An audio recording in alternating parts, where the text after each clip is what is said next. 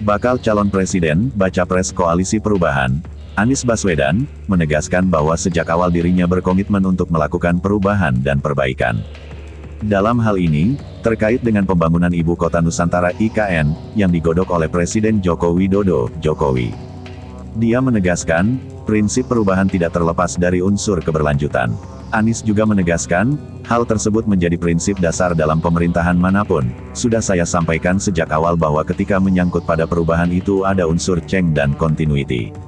Tidak mungkin hanya saja continuity saja dan tidak mungkin hanya change saja. Jadi itu prinsip di dalam pemerintahan manapun, kata Anies dalam konferensi persnya di Sekretariat Perubahan, Jakarta, Jumat tanggal 5 Mei tahun 2023. Dia pun menjawab kekhawatiran sejumlah pihak yang menyebut dirinya sebagai antitesa pemerintahan. Di mana, kata Anies, program yang dicanangkan pada kepemimpinan Jokowi saat ini tidak lagi diteruskan ketika dirinya memenangkan Pilpres 2024. Dia menegaskan, kekuasaan terbesar di Indonesia adalah milik rakyat. Oleh karenanya, kata Anies, Pilpres 2024 tidak untuk menghilangkan atau pindahnya kekuasaan. Kekuasaan tidak pernah pindah. Kekuasaan itu adanya di rakyat, yang berpindah dan berganti itu kewenangan dalam menjalankan kekuasaan.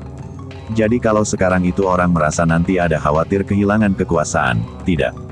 Kekuasaan tidak pernah hilang, kekuasaan di tangan rakyat, tegasnya. Kalau ada yang merasa kekuasaan di tangan dirinya, maka dia sedang tidak menghargai prinsip-prinsip dasar dalam sebuah demokrasi. Itu pasti, karena prinsip dasar demokrasi kekuasaan ada di tangan rakyat, tambahnya.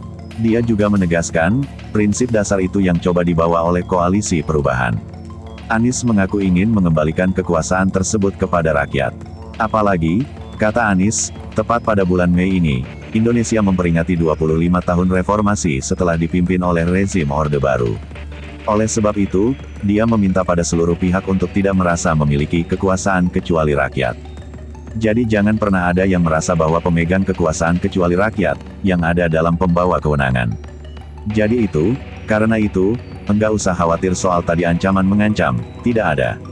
Karena ini soal sirkulasi, rotasi pemegang kewenangan dari rakyat, tandasnya, jadi bagaimana menurut Anda?